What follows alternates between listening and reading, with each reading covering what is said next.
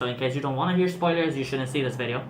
I've decided to give you my opinion of what I think in my review on Deadpool 2.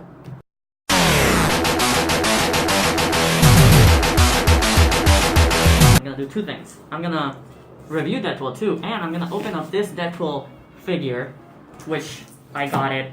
It's a 1/6 scale. It's really good. It's really good. It's the movie figure, and I got this a few months after the first one came out, and I just haven't found the moment to do a video on it, and I think that after Deadpool 2, it'd be amazing to do a review on a Deadpool movie figure. I don't remember the price of this figure, but I know it was expensive. That's all I know, and it doesn't really matter. And if you can see, it's the movie suit, whatever.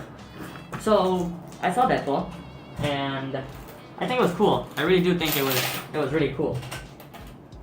Was it what I was expecting? I expected more, I'm gonna be really honest with you. And you're probably thinking, are you freaking crazy? How did you expect more? Well, the thing is, it might have been because, as you're working the promotions, you know a lot of things that are going on, and you see how much work people put into the promotions, and how awesome all of the promotions have been, that you end up thinking, my god, this movie, if the promotion is this awesome, freaking video with Celine Dion, if the promotion is this awesome, you're thinking the movie's gonna rock your boots off, especially after you watch Infinity Wars, which was sick. Was freaking awesome. Infinity Wars is probably one of my top 10 favorite movies. The hell is this? It has a magnet for something. No idea what it's for. So due to that, when the movie came out, how do I put it? I consider that Deadpool is a triangle. It's a triangle of three things. Comedy, a darkness of depression and sadness and anger, like emotional. It's comedy, emotion of be it depression or be it craziness or be it darkness or whatever you want to call it, and action. In the first movie, we obviously know it had a small budget, but with that small budget, they balanced out everything rather well. I mean, during the whole movie, you understood Deadpool's feelings and how everything was going to shit, but at the same time, it was funny, and at the same time, it had a nice amount of action. Obviously, we would have liked more action on the first one, but again, the budget. So it still had a balance of the plot, twist, drama, sadness, depression stuff, action, and comedy. In this one, said Deadpool 2, obviously they had a way bigger budget. They had a Hollywood budget. So now you got the action. Now you're supposed to have a really nice plot, and the darkness and all of that, but I just didn't feel it. I mean, the action was there. I mean, the movie is action-packed. I give it an A in action.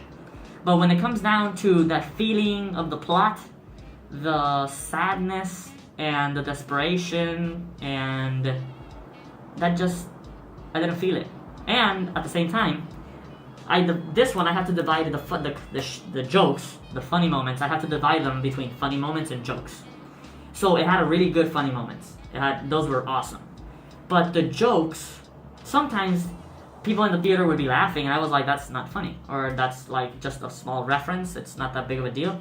So I mean, it's not bad, because that means that there's a joke for everyone. You might not find it funny, other people might. But as a person who's read almost every single Deadpool comic, it's like sometimes breaking the fourth wall isn't funny. It's not supposed to be funny. It's just making you realize that Deadpool knows there's something out there. But sometimes people would just laugh at some funny moment, like Dopinder is talking about something and Deadpool just looks at the screen, at the camera like, my god. People would laugh, and it's like, he's just looking at the camera. You don't need to laugh at it. So, due to that, I also feel as though the jokes might have been not well. It just didn't go so well with me.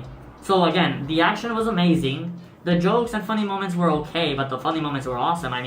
But when it comes to the plot, it's like all of those feelings are at the beginning of the movie, because obviously Vanessa dies at the beginning of the movie, which that is very saddening. I felt like shit. I felt like heartbroken at that moment. But then you just don't feel that again during the rest of the movie. Why? Because she's still there. He sees a way to get to her, so I just don't feel it.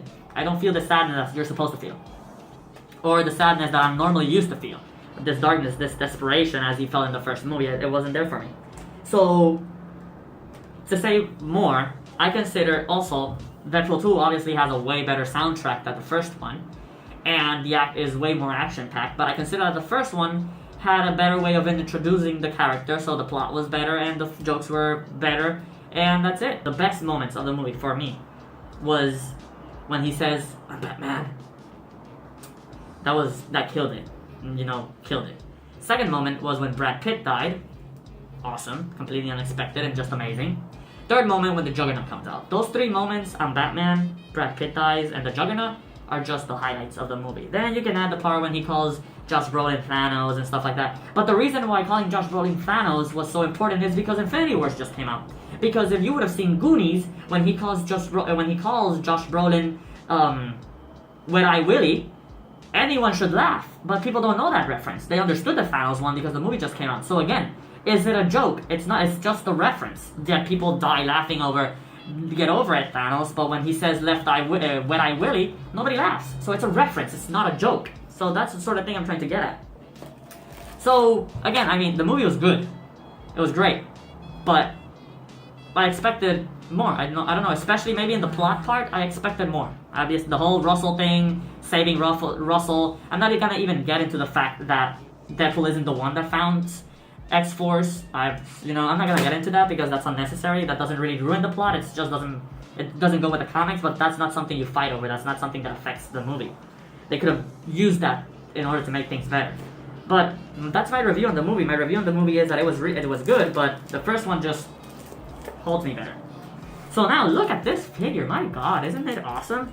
Brings little plastics and stuff. I'm not gonna get it out. I mean, I could get it out, put it somewhere around.